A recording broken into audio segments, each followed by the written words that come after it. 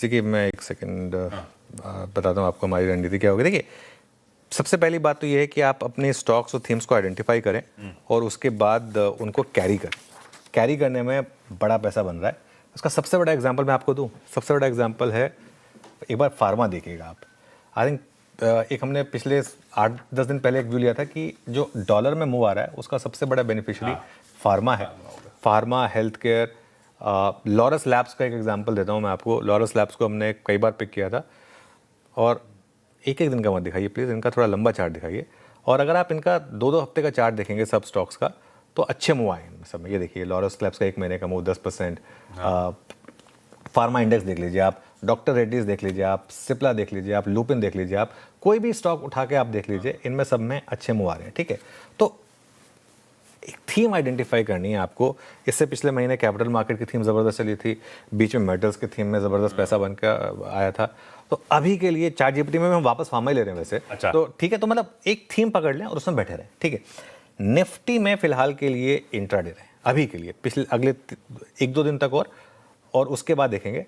ठीक है, जैसा मैं कह रहा हूँ, मुझे ना निफ्टी में 1000-2000 पॉइंट के ट्रेंड्स पकड़ने में मज़ा आता है। हर 100-200 पॉइंट के मूव पकड़ने में ना टेंशन ज़्यादा है और मुनाफा कम है।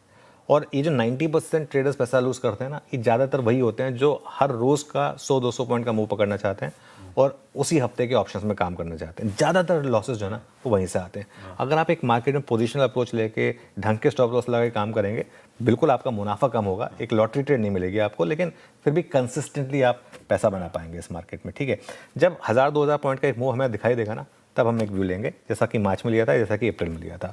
बैंक निफ्टी में मेरा मानना यह है कि अभी भी वो 60,000 का एक मूव पेंडिंग है, प्रोवाइडेड आप 57,100 के ऊपर हैं। जब तक आप 57,100 के ऊपर हैं, वो 20 डेमा का जोन, तब तक 60,000 के इवेंचुअल बैंक निफ्टी के इस वाले स्विंग में मूव आने चाहिए मेरे लग रहा है बैंक निफ्टी के। ठीक है, एक रिस्क फैक्टर है डोनाल्ड ट्रंप का, वो तो हमेशा रहेगा, अभी भी वो बाकी है डोनाल्ड ट्रंप का रिस्क फैक्टर। बीच बीच में उनके बयान आते हैं जो मूड ख़राब करते हैं, जैसे कि अभी कल आ गया कि नहीं हमने नहीं कहा था बातचीत करने के लिए, तो फिर डील का क्या मतलब था। ठीक है, कच्चा तेल जो है वो भी अब प्री वॉर लेवल पर आ चुका है। अब ऑयल के पास भी ट्रिगर नहीं है कि यहाँ से और नीचे चला जाए। चला गया बाई चांस, अगर 70 के नीचे सेटल हो गया तो बैंक निफ्टी के लिए एक और बड़ी रैली आएगी, क्योंकि फिर वो रेट सेंसिटिव के लिए एक और बड़ा पॉजिटिव होगा।